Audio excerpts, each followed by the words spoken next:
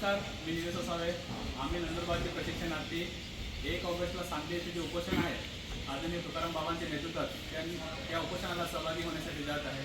संपूर्ण महाराष्ट्राच्या प्रशिक्षणार्थ्यांचे प्रश्न आहे की 11 महिन्याच्या प्रशिक्षणाच्या कालावधीनंतर काय प्रशिक्षणार्थी कायमस्वरूपीच्या रोजगारचे प्रश्नांचे काय हे उत्तर घेण्यासाठी आज आम्ही आदरणीय तुकाराम बाबांच्या नेतृत्वात होणारे उपोषण सांगली येथे या उपोषणाला सहभागी होण्यासाठी जात आहे.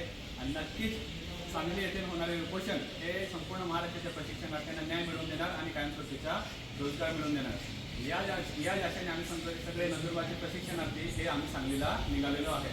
तसेच आमचे नंदुरबार जिल्ह्यातील 7 आमचे प्रशिक्षणार्थी येत आहे. बाकी प्रशिक्षणार्थी अजून येत आहेत. जवळपास आमचा 1-1.5 तास अजून ट्रेन यायचं बाकी आहे. म्हणून जे पण प्रशिक्षणार्थी आहेत त्यांच्यासोबत आम्ही हा व्हिडिओ बनवत आहे. जवळपास आजच्या डेटमध्ये आम्ही नंदुरबारहून जवळपास 52 प्रशिक्षणार्थी हे सांगलीच्या दिशेने निघालो आहे.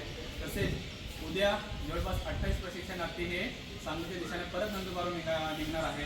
आणि परत अजून 2 अशा बलेरो गाड्या किंवा ते क्रुझर गाड्या आहेत. त्या गाड्यामध्ये जवळपास 20 लोक तरी अजून सांगलीच्या दिशेने उपोषणाला निघत आहे. नक्की हे उपोषण 1 तारखेला जे सांगलीला होणारं जे उपोषण आहे नक्की प्रशिक्षणार्थ्यांना न्याय मिळवून देणार. आणि न्याय मिळवून देणाऱ्या उपोषणाला आम्ही सहभागी होण्यासाठी नंदुरबारचे प्रशिक्षणार्थी जात आहे. नक्की न्याय भेटणार की नाही तुकाराम बाबाचे नेतृत्वात? न्याय भेटणार म्हणजे भेटणार.